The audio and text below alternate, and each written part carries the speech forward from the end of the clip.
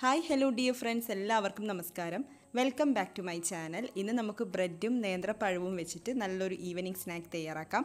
നമ്മുടെ കഴിഞ്ഞ വീഡിയോ റവയും നേന്ത്രപ്പഴവും വെച്ചിട്ടുള്ളതായിരുന്നു. അതുപോലെ സിമ്പിളായിട്ടുള്ള വളരെ എളുപ്പത്തിൽ തയ്യാറാക്കിയെടുക്കാൻ പറ്റിയ ഒരു സ്നാക്ക് റെസിപ്പിയാണ്. നല്ല ടേസ്റ്റി ആയിട്ടുള്ള ഒരു റെസിപ്പിയാണ്. അപ്പോൾ വീഡിയോ കാണുക. നിങ്ങൾക്ക് ഇഷ്ടപ്പെടുകയാണെങ്കിൽ ഒന്ന് ലൈക്ക് ചെയ്യാനും മറ്റുള്ളവർക്ക് ഷെയർ ചെയ്ത് കൊടുക്കാനും മറക്കരുത്. നമുക്ക് നോക്കാം ഇതെങ്ങനെയാണ് തയ്യാറാക്കുന്നത്. പാനിലേക്ക് 1-2 ടേബിൾ സ്പൂൺ നെയ്യ് ഒഴിച്ചു കൊടുക്കാം. നെയ്യ് ചൂടായിട്ട് വരുമ്പോൾ അതിലേക്ക് പഴം ചേർത്ത് കൊടുക്കാം. ഒരു നേന്ത്രപ്പഴം ഇതുപോലെ ചെറുതായിട്ട് കട്ട് ചെയ്തെടുത്തിട്ടുണ്ട്. അപ്പോൾ അത് ചേർത്തിട്ട് ഒന്ന് വഴറ്റിയെടുക്കാം. ഇതിലേക്ക് തേങ്ങ ചേർത്ത് കൊടുക്കാം. ഞാനിവിടെ ഒരു 1/4 കപ്പ് അളവിലാണ് തേങ്ങ എടുത്തിട്ടുള്ളത്. കൂടുതൽ എടുത്താലും കുഴപ്പമൊന്നുമില്ല.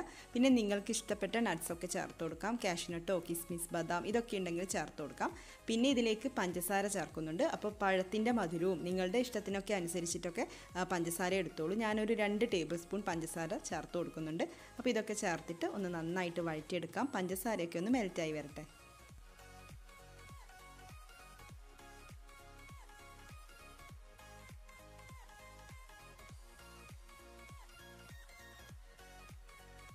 അങ്ങനെ ബനാന മിക്സ് ഇവിടെ റെഡി ആയിട്ടുണ്ട്. നമുക്ക് ഫ്ലെയിം ഓഫ് ചെയ്ത് കൊടുക്കാം. എന്നിട്ട് ഇത് അങ്ങോട്ടേക്ക് മാറ്റി വെക്കാം. ഞാനിവിടെ 4 സ്ലൈസ് ബ്രെഡ് എടുത്തിട്ടുണ്ട്. 4-5 ബ്രെഡൊക്കെ എടുക്കാം. ചെറിയ സൈസിലുള്ള ബ്രെഡാണ്. അപ്പോൾ നമുക്കിത് മിക്സിയുടെ ജാറിലേക്ക് ഒന്ന് പൊട്ടിച്ചിട്ട് കൊടുക്കാം. 2 ഏലക്കായുടെ തൊലി കളഞ്ഞിട്ട് കുരു എടുത്തിട്ടുണ്ട്. അപ്പോൾ അതുകൂടെ നമുക്ക് ബ്രെഡിലേക്ക് ചേർക്കാം. എന്നിട്ട് നന്നായിട്ടൊന്ന് പൊടിച്ചെടുത്തുകൊണ്ട് വരാം.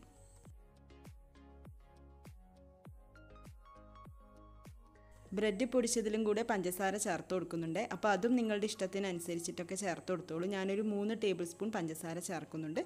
പിന്നെ 2 മുട്ട എടുത്തിട്ടുണ്ട്. മുട്ട നമുക്കിതിലേക്ക് പൊട്ടിച്ചൊഴിക്കാം.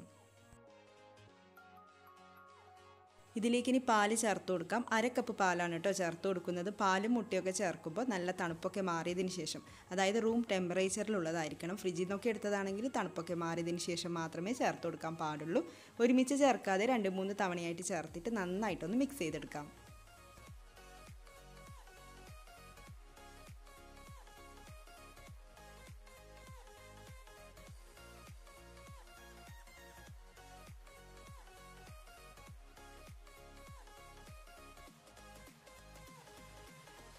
ഞാനിവിടെ ഒരു പാനിലേക്ക് 1 ടേബിൾ സ്പൂൺ നെയ്യ് ഒഴിച്ചിട്ടുണ്ട്. നെയ്യ് ചൂടായിട്ട് വരുമ്പോൾ നമുക്കിതിലേക്ക് തയ്യാറാക്കി വെച്ചിരിക്കുന്ന ബാറ്റർ ചേർത്ത് കൊടുക്കാം. ഇത് റെസ്റ്റ് ചെയ്യാൻ വേണ്ടിയിട്ട് വെക്കേണ്ട ആവശ്യമൊന്നുമില്ല കേട്ടോ. അപ്പോൾ ഇതിൻ്റെ മുകളിലായിട്ട് നേരത്തെ തയ്യാറാക്കി വെച്ചിരിക്കുന്ന ബനാന മിക്സ് ഇങ്ങനെ ഇട്ട് കൊടുക്കാം.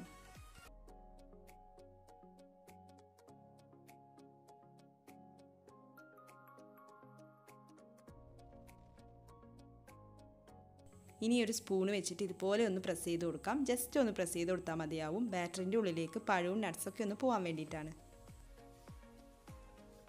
ഇനി നമുക്ക് ഈ ഒരു പാനിൻ്റെ അടിയിലായിട്ട് വേറൊരു പഴയ പാൻ എടുത്ത് വെക്കാം. അപ്പോൾ എടുത്ത് വെക്കുന്ന പാനും ഓൾറെഡി ചൂടാക്കിയിട്ട് വേണം ഇതിൻ്റെ അടിയിലേക്ക് വെച്ച് കൊടുക്കാൻ വേണ്ടിയിട്ട്. നമ്മുടെ സ്നാക്കിൻ്റെ അടിഭാഗം കരിഞ്ഞു പോകാതിരിക്കാൻ വേണ്ടിയിട്ടാണ് ഇങ്ങനെ ചെയ്യുന്നത്. ബ്രെഡ് ആണല്ലോ, അപ്പോൾ പെട്ടെന്ന് തന്നെ അങ്ങോട്ട് കരിഞ്ഞു പോകും, പെട്ടെന്ന് കുക്കായി കിട്ടും. അപ്പോൾ ഒരു 10 മിനിറ്റ് ലോ ഫ്ലെയിമിൽ വെച്ചുകൊണ്ട് നമുക്കൊന്ന് അടച്ചു വെക്കാം.